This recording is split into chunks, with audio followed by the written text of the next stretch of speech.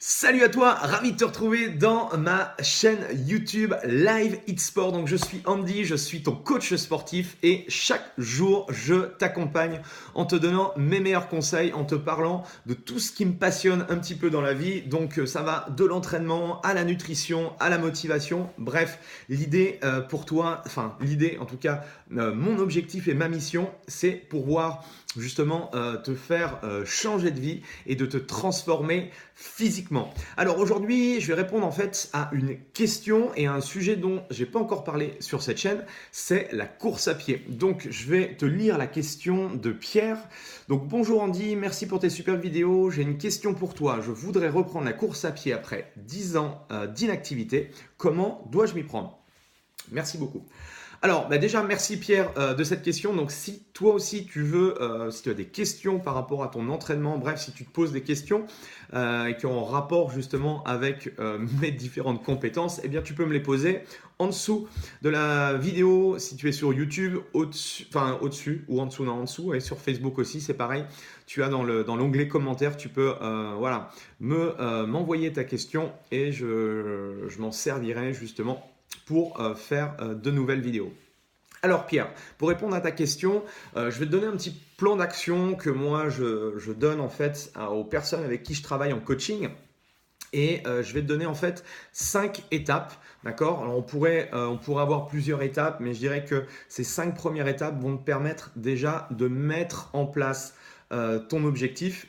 Et il y a une vidéo aussi que je vais faire dans les jours qui viennent et qui va corroborer un petit peu tout ça et qui va correspondre à cette première étape. Et pour moi, en fait, ce qui est essentiel, c'est d'abord de te créer cette habitude de la course à pied.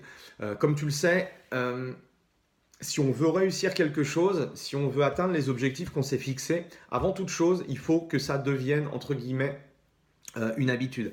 Donc moi, mon premier conseil pour toi que je te donnerais, c'est déjà de créer l'habitude de sortir dehors, d'accord? Et ça peut être marcher, hein. L'idée, c'est pas forcément de courir, c'est pas forcément de courir pendant 2 heures. L'idée, c'est d'avoir l'habitude. Le mieux, c'est de se dire, tous les jours à telle heure, je sors, d'accord? Qu'il pleuve, qu'il neige, qu'il vente, bref, même s'il y a les pires conditions, alors s'il y a les pires conditions, s'il y a une tornade, bon peut-être pas sortir, mais rester peut-être à l'intérieur exceptionnellement, mais en tout cas se donner en fait les moyens de se créer cette habitude voilà, de faire du sport tous les jours. Et en l'occurrence pour toi, ce sera la course à pied. Et donc mon conseil par rapport à ça, c'est que tous les jours, d'accord, tu te mettes l'ambition de vouloir justement sortir et aller marcher ou trottiner ou courir, d'accord? Donc, je ne dis pas qu'il faut tout de suite faire 20 minutes tous les jours de course à pied, d'accord? C'est pas ce que je veux dire. C'est simplement que je veux que tu te dises, par exemple, à 7 heures du matin, tous les jours à 7 heures du matin, eh bien, je prends mes baskets, d'accord? Je mets ma tenue et je vais faire peut-être le tour de pâté de maison, peut-être que je vais faire un tour de stade, peut-être que là, je suis pas super en forme, je vais simplement marcher 5 minutes. Mais l'idée, en fait, c'est que tous les jours, si tu arrives tous les jours à te lancer, c'est un petit peu ce que je fais aujourd'hui avec en lançant cette nouvelle chaîne YouTube et je me suis lancé, je ne sais pas si tu as vu, le défi de faire une vidéo tous les jours pendant 31 jours, c'est de me donner justement ce réflexe, cette habitude de faire cette vidéo. Et en fait, tu vas t'apercevoir qu'au fur et à mesure, eh bien, si tu ne le fais pas, si tu vas pas marcher, eh bien, il va y avoir un manque en fait. Et tu vas constater, et je pense que bon, le sport, c'est ce qui est vraiment génial avec le sport, c'est que ça te libère en fait des endorphines, ça te libère justement des hormones du plaisir. Donc c'est plutôt je dirais, quelque chose de positif, c'est une habitude positive et tu vas ressentir réellement les bienfaits au fur et à mesure. Donc moi, le conseil que je pourrais te donner, alors après, est-ce que c'est possible, est-ce que c'est pas possible?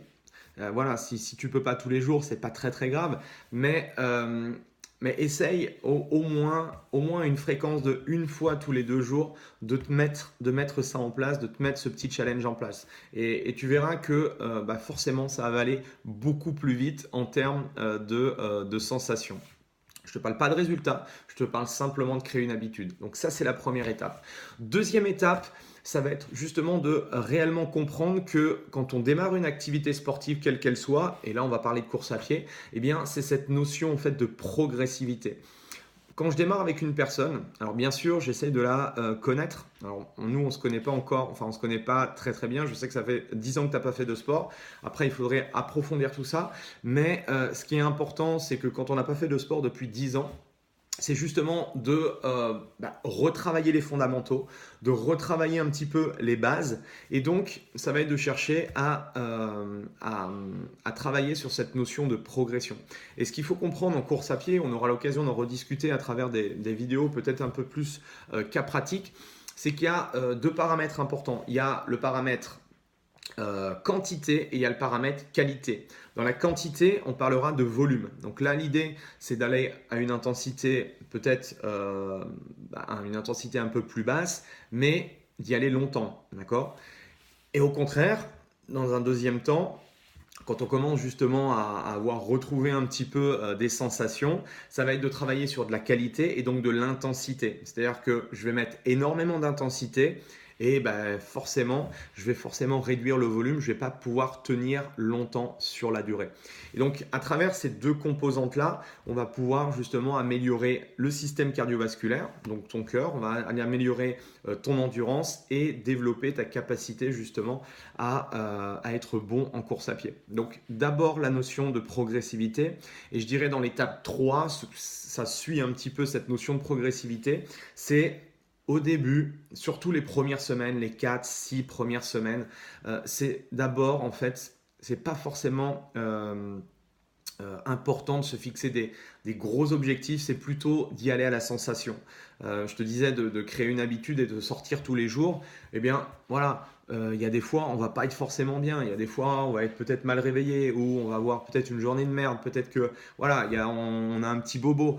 Mais, et donc, forcément, si on se dit aujourd'hui je voulais courir, je sais pas, pendant 1 heure et qu'on se sent pas bien, euh, pour moi, dans un premier temps, il faut essayer de ressentir ce que va te dire ton corps, de ressentir, enfin de chercher à ressentir tes propres sensations et d'y aller justement au ressenti. Et tu vas t'apercevoir que forcément, il y a des jours où tu vas être super bien, peut-être que tu vas en faire 5-10 minutes de plus. Il y a des jours où tu vas être un petit peu moins bien. Et je pense qu'au début, ce qui est vraiment important, c'est d'abord de s'écouter. Après, voilà, dans le haut niveau, quand on commence à rentrer dans du travail un peu plus spécifique où voilà, on recherche des performances, voilà, c'est peut-être une autre attitude. Mais en tout cas, par rapport à ce contexte et par rapport à toi, Pierre, je pense qu'il est préférable justement d'y aller par progression et de chercher à ressentir les choses. Quatrième étape, c'est justement, alors là on parle d'un point de vue maintenant plus d'entraînement, mais de l'équipement. Ce qui est important, c'est surtout les chaussures. Je dis pas qu'il faut acheter des chaussures à 250 € et le dernier modèle à la mode. Je dis simplement que aujourd'hui il y a des boutiques qui sont spécialisées en course à pied et qui peuvent justement te donner des conseils par rapport à ton attaque, parce que ça aussi c'est une chose en course à pied. Bon là on n'aura pas le temps d'aborder ce sujet-là, mais voilà, est-ce que tu attaques sur la partie médiale du pied, est-ce que tu attaques talon, etc. etc. Est-ce que tu es pronateur, est-ce que tu es supinateur, bref, il y a plein de petites subtilités en course à pied, donc dirige-toi en fait vers des boutiques, des petites boutiques qui sont spécialisées course à pied, triathlon et qui vont vraiment te donner la chaussure qui s'adapte parfaitement à ta morphologie et à ta technique de course. Donc ça aussi, voilà, je pense que c'est important. Après la tenue, bon, il y a des tenues techniques, mais après, si on veut investir le moins d'argent possible, l'investissement quand même, un minimum à avoir, c'est quand même les pieds parce que forcément, Alors après, quel que soit, enfin, c'est aussi ton terrain de jeu. Est-ce que tu vas faire de l'asphalte? Est-ce que tu vas aller en forêt? Est-ce que tu vas aller, est-ce que tu vas, je sais pas, est-ce que tu, voilà, tout dépend un petit peu du terrain. Est-ce qu'il va y avoir, est-ce que ça va être caillouteux? Bref. Donc ça aussi, c'est important de le dire aux conseillers, enfin aux vendeurs conseillers, pour savoir quel type de chaussures tu vas utiliser. Donc pour moi, quatrième étape, se focaliser sur une bonne paire de chaussures. C'est ce qui va te permettre aussi d'être à l'aise et de pouvoir en faire plus longtemps que si tu avais des ballerines, quoi. Cinquième et dernière étape, en tout cas on s'arrêtera là. Cinquième étape, ce que j'avais noté. Ah oui. Cinquième étape, c'est super important, c'est justement trouver des camarades de running. Donc trouver des camarades de classe, trouver des personnes qui vont t'accompagner dans ce challenge-là. Tout simplement en parler à ta famille, en parler à tes amis, en parler autour de toi, tes collègues, bref, à toutes les personnes entre guillemets qui gravitent autour de toi. Et il y a plusieurs facteurs à ça. Il y a déjà le premier facteur, c'est qu'il y a peut-être des gens qui vont vouloir t'accompagner. Et c'est sûr qu'à deux, c'est plus facile que tout seul. Et donc ça c'est super puissant. J'en parlais dans une autre vidéo justement comme quoi il fallait mettre un contrat entre vous et puis voilà, celui qui lâche a une petite sanction. En tout cas moi c'est un très très bon procédé. S'entraîner à plusieurs, c'est la meilleure façon de rester motivé, de jamais lâcher. Donc ça c'est la première petite chose.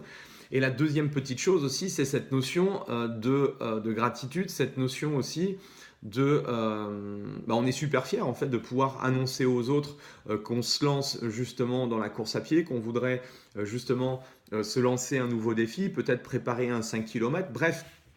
C'est aussi, voilà, au niveau de l'ego, ça fait du bien. Et donc, je pense que, voilà, ce dernier conseil, il est super puissant. Il va permettre justement, même si tu es quelqu'un, voilà, même si tu es quelqu'un de motivé, que tu as envie vraiment de changer les choses cette année, eh bien, plus tu vas mettre de poids dans cette motivation-là, plus tu vas avoir de choses positives qui vont avec toi et pas contre toi, eh bien plus tu vas réussir ce challenge-là. Donc essaye de trouver des gens.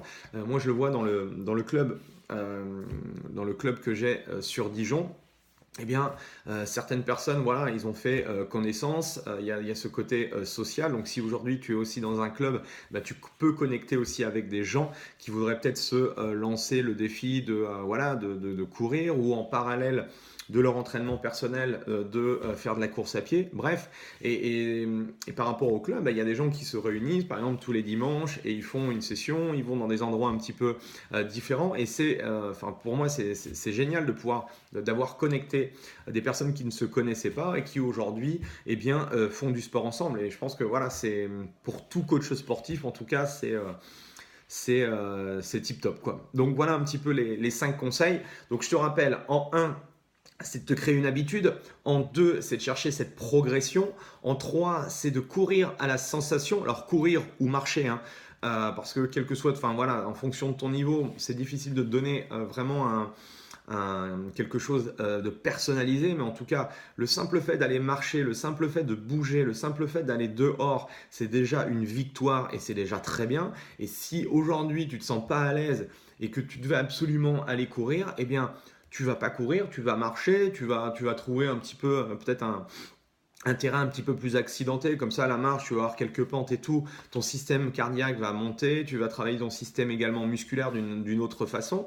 Mais voilà, pour moi c'est super important. Donc écoute-toi au début, sur les 4 à 6 premières semaines, vas-y, voilà, essaye de ressentir ton corps, essaye de ressentir en fait tes sensations. Quatrième, focalise-toi sur quand même tes chaussures, d'accord. Pas du très haut de gamme, mais pas non plus des ballerines ou des baskets qui vont te serrer, qui vont pas être bien, qui vont taper au talon, qui peuvent se répercuter sur ton dos, bref, ou tes articulations. Donc, va voir quelqu'un de compétent. Aujourd'hui, il y a plein de petites boutiques où voilà, il y a plein de boutiques intéressantes qui vont pouvoir te donner des conseils. Et cinquième chose, eh bien, trouve-toi 1, 2, 3, 4, 5, 10 coéquipiers qui vont de temps en temps justement pouvoir, peut-être le week-end par exemple, t'accompagner et vous allez pouvoir converser, échanger. Alors trouve des groupes de niveau dans un premier temps, après on verra quand on aura passé cette étape-là. Il est toujours mieux après de travailler avec des personnes plus fortes que soi parce que ça permet, enfin en tout cas moi c'est mon conseil. Bref, je te reparlerai dans une autre vidéo. En tout cas, merci à toi et ça fait déjà 15 minutes que je parle et ouais, on me dit que je suis bavard mais en fait c'est peut-être vrai. En tout cas, j'espère que tu as appris des choses. Si tu as aimé cette vidéo, eh bien tu peux liker la vidéo, ça fait toujours plaisir. N'oublie pas de t'abonner à la chaîne YouTube et nous on se retrouve dès demain pour de nouvelles aventures. Allez, salut!